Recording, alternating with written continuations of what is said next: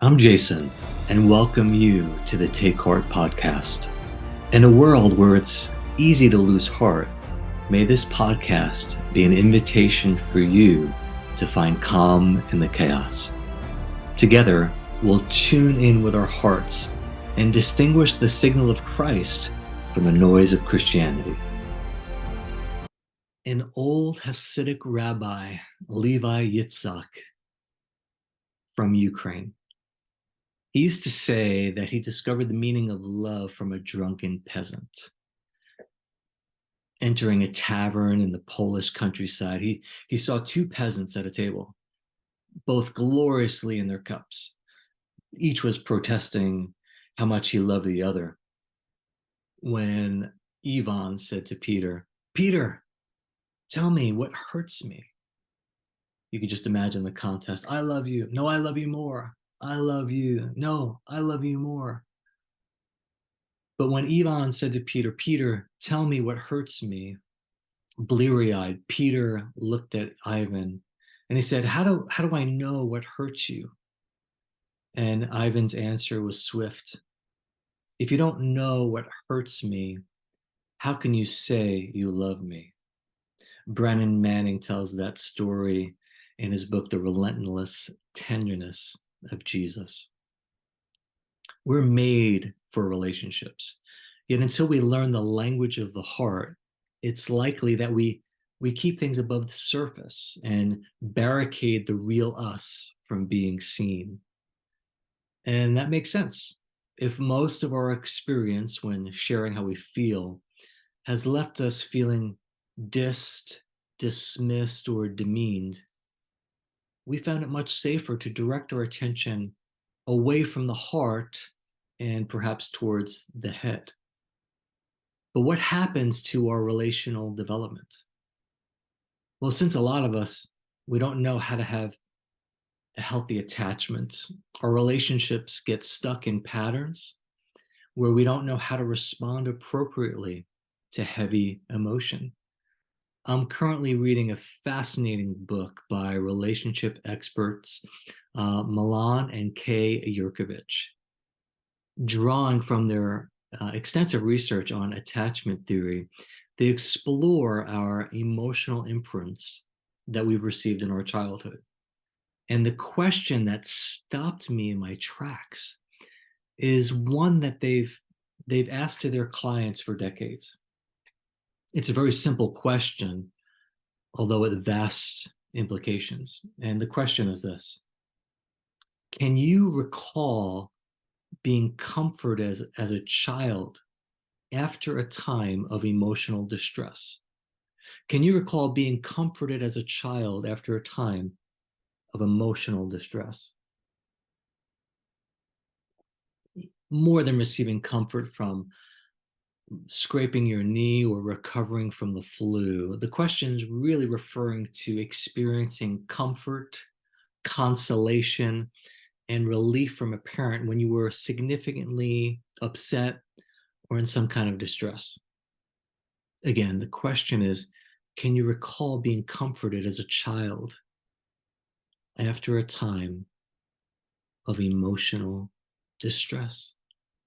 Can you remember a time when you were comforted when you faced disappointments, when you didn't make the sports team or win a game? Can you recall being soothed when you were distraught that a best friend moved away? What kind of help were you given when someone close to you betrayed or hurt you?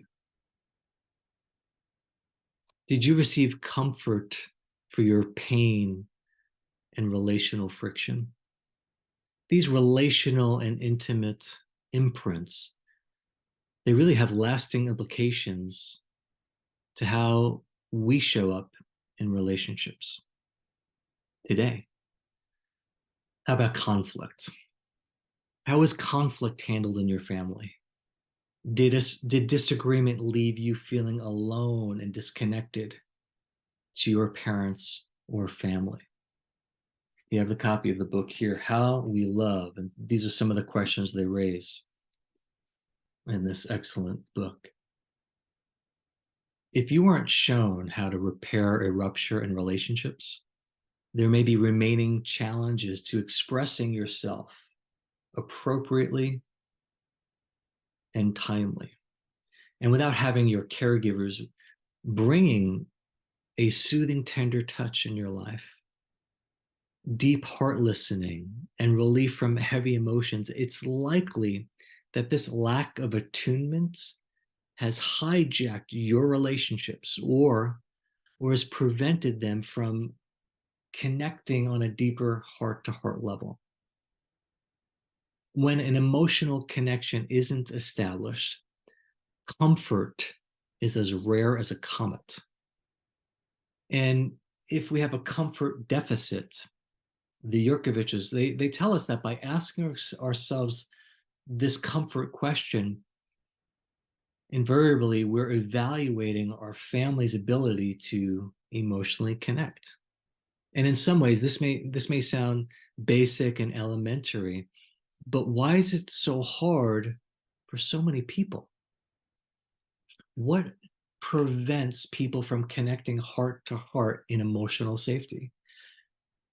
Instead of offering a piece of our heart, perhaps we've tended to give them a piece of our minds. And it's often easier to fix someone's heavy emotions rather than fully feeling them. When we haven't learned to settle our own discomfort, we tend to restrict emotions or do something just to make their pain go away because we can't handle it. If I can just, give them advice, solicited or not, or a quick Bible verse, a Christian band-aid to fix them, I know I'll feel a whole lot better. Or just praying, just doing that. Because it's just too awkward and comfortable to sit with them and actively listen deeply with someone else's dense or heavy emotions. This has been much of my growing up experience and a really large percentage of my church history. So is it any wonder that the deprivation of heart-to-heart connection is the chasm that has splintered deep and lasting belonging in so many? Brene Brown, she describes connection as this: connection, the energy that exists between people when they feel seen, heard, and valued, when they can give and receive without judgment, and when they derive sustenance and strength from the relationship. I'm so privileged to be part of a relational revolution of exploring new ways to engage in heart-to-heart connection as a trainer with Luke 10. And we're taking a radical approach in how we want to shift the Christian church culture towards a healthy relationship with God and with one another. I've been involved in so many relationally anemic churches who are rich in being correct, but short on being connected. And one of the ways that we pursue this healthy attachment is by training families how to be vibrant families of Jesus. How can we learn to weep with those who weep and rejoice with those who rejoice? Well, it begins by spiritual development in the home, in the family, in a marriage, in a friendship. Think about it for a second. How can I learn how to do church with 500 other people if I haven't learned how to be church with one other person? Where can I practice the one another's in a way that it's more than cerebral and perfunctory and weekly or just monthly? Where can I do this as close to daily as possible? If you're longing for relational practice on how to move from emotional isolation to emotional intimacy, I'd invite you to train with us. If you want to learn practical ways to weep with those who weep and rejoice with those who rejoice, like the scriptures enjoin us to, and everything in between, consider joining us for an introductory call with Luke 10. We'd love to introduce you to our concept of a church of two, a CO2, to begin practicing healthy heart-to-heart connection on a track to run on for you and those around you. We've trained thousands of people around the world how to check in with their hearts to begin the process of gentle attunement. Instead of spiritually bypassing, instead of giving unsolicited advice, we're learning how to slow down at the pace of love, at the speed of attachment, and how to empathize, how to move toward one another in gentleness, and train ourselves to pay radical attention to our hearts and to one another. John Steinbeck, one of my faves, he once lamented, "I wonder how many people I've looked at all my life and never seen." How does that land on you? Have you been looked at but never really seen?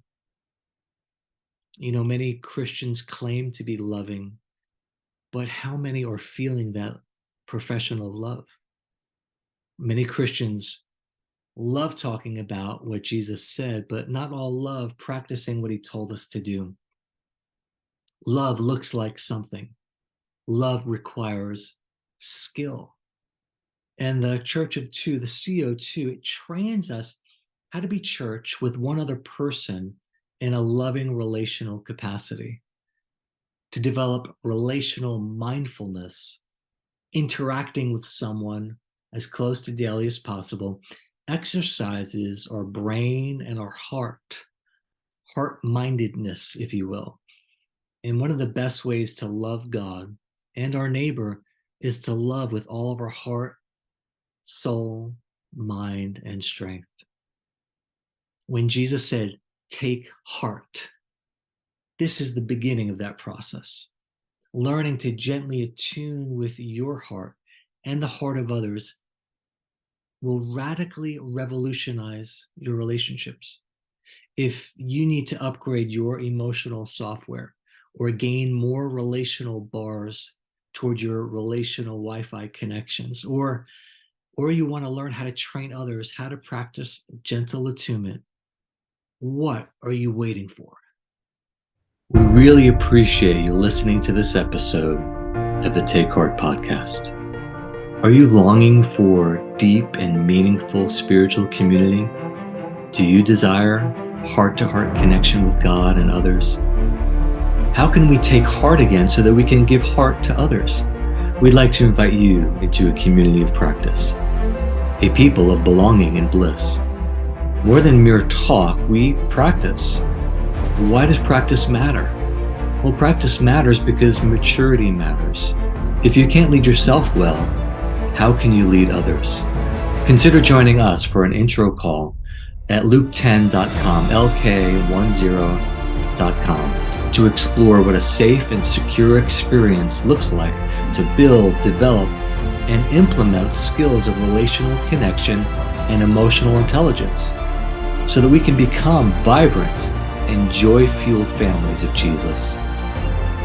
Jesus, Master of Hearts, said, "I have said these things to you, that in me you may have peace. In the world you will have tribulation, but take heart, I have overcome the world." May you continue to take heart one podcast at a time.